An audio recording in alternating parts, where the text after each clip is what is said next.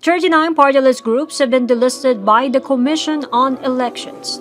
The COMELEC canceled their registration for failing to participate in the last two elections or failing to obtain at least 2% of the votes cast in the last two preceding polls. Delisted are the following coalitions: 1A Ani, 1A Amover, 1 Ahapo, Abakada, Abamen, Adi, AG, Akoan Bisaya, Alagad, Alaybuhay, Allfish, Anad, Amepa OFW, ang NARS, ang Pamilya, Ano pa, Append, ASEAN, Ating Co-op, AVE, Awake, FICTOP, Global, Ito ang Tama, Kakusa, Kalikasan Party List, Kamais, KMM, Metro, PBB, PM, Samako, Sinag, Tao Muna, Tinderong Pinoy, TRICAP, and Unido. The COMELEC resolution was promulgated on February 17, 2021.